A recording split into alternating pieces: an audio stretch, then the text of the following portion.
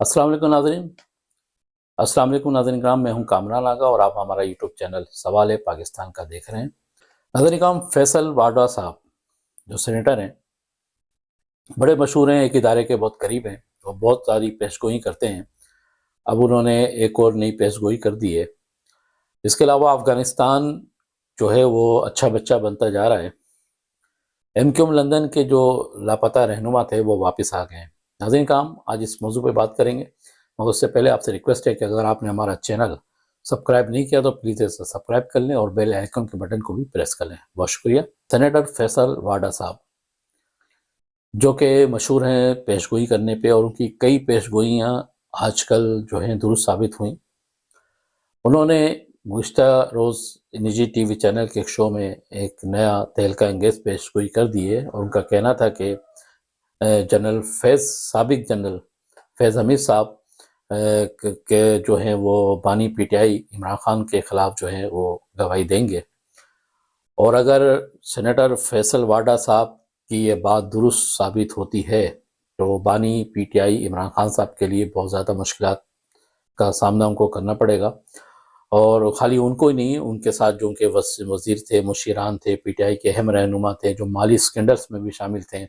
वज़ीर-ए-आज़म जब इमरान खान साहब थे, उनके दौर अदवार में जो मामलात हुए,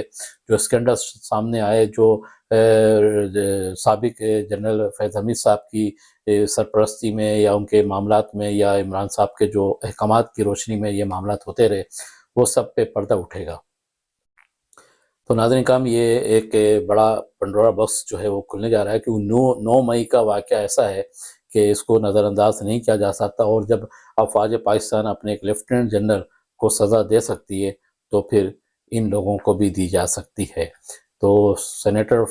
फैसल वाडा साहब की जो अगर ये पेशगोई दुरुस्त साबित होती है तो ख़ास तौर पे PTI के लिए जो है ना बहुत आने वाला वक्त मुश्किल तरीन होगा। नाज़रीन कराम, दूसरी तरफ अफ़गानिस्तान जो है एक उसको अकल आती जा रही है और एक अच्छा बच्चा बनने की जानिब उसने एक कदम आगे बढ़ा लिया है। हाल ही में उन्होंने जो काबिल यूनिवर्सिटी है वहाँ पे एक तकरीबन 100 से ज़ायद उलमा की एक बैठक हुई है। उसमें उनको ये फ़ैसला किया गया है कि बैरून मुल्क जो है किसी किस्म की जो है दखलंदाजी नहीं की जाएगी, और जो है अफ़गानिस्तान की सरज़मीन को जो है ना किसी दहशतगर्दी के लिए या किसी को सहूलत फ़राहम करने के लिए इस्तेमाल नहीं की जाएगी। ये बयान जो है आ चुका है। नाज़रीन कराम, जो तालिबान के उसमें कई रहनुमा शामिल थे, और उनके जो सुप्रीम कमांडर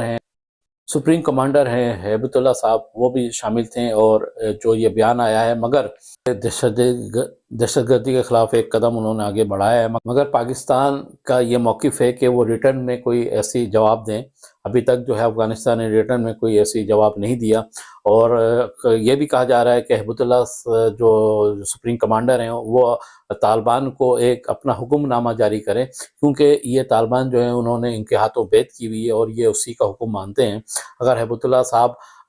जो उनके सुप्रीम कमांडर हैं वो अगर हुक्मनामा जारी करते हैं तो शायद ये ऐसे काम ना करें, और अगर जब तक ये हुक्मनामा जारी नहीं होता तो ऐसे मीटिंग्स के और ऐसे इजलास की शायद कोई वैल्यू नहीं है। दूसरी तरफ नाज़रीन कराम के भारत, जिसने बड़ा कसीर सरमाया खर्च किया है तालिबान पे और पाकिस्तान के ख़िलाफ़, और तालिबान जो है उनकी गोद में जाके बैठे हैं, और जो भारत जो है वो अफ़गानिस्तान की गोद में बैठा हुआ है। तो अब ये बयान के बाद देखते हैं कि भारत क्या करता है, और भारत से तालिबान जो हैं वो भारत से अलहदगी का ऐलान करते हैं या भारत के साथ दोस्ती कायम रखेंगे। अगर दोस्ती कायम रखेंगे तो यकीनन ऐसी इजलास का कोई फ़ायदा नहीं है, और बात वही आ जाती है कि हैबतुल्लाह साहब जो हैं अगर हुक्मनामा जारी करते हैं तो शायद दहशतगर्दी से बाज़ रहें, और शायद अफ़गानिस्तान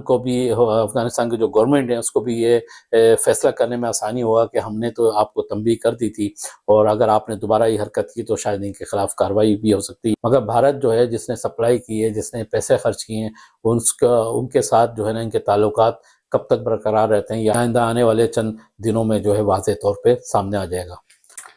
नाज़रीन कराम, पाकिस्तान के वज़ीर दिफ़ा ख्वाजा आसिफ साहब ने भी बड़ा धुआंधार तकरीर की है, और फैज़ हमीद साहब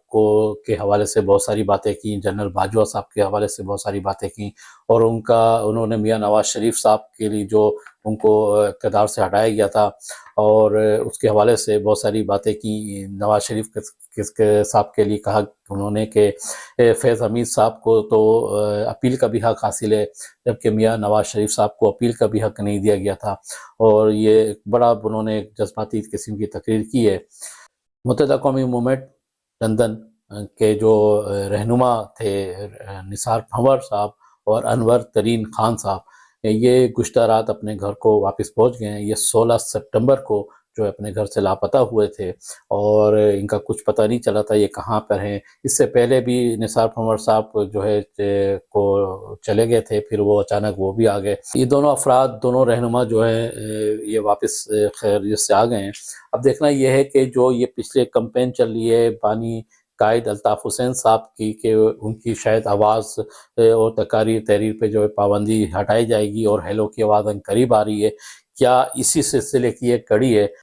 کیا یہ اسی کی ایک کڑی ہے کہ جو یہ کمپین چل رہی ہے اور ویلکم الطاف حسین کے جو چوکنگ ہو رہی ہے، بینرز لگ رہے ہیں، اور ان رہنماؤں کا اچانک گھر واپس آ جانا کہ کیا بات ثابت کرتا ہے؟ تو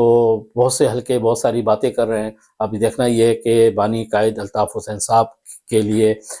کس حد تک جو ہے نرم گوشہ اسٹیبلشمنٹ کے اندر ہوا ہے، اور کوئی واقعی وہ کسی ڈیل کے تحت واپس آ رہے ہیں، کیونکہ پاکستان جو ہے وہ اس سلسلے میں اب کیا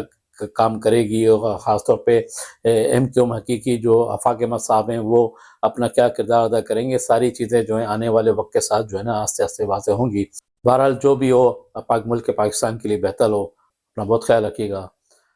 کیونکہ سوال ہے پاکستان کا۔ پاکستان زندہ باد۔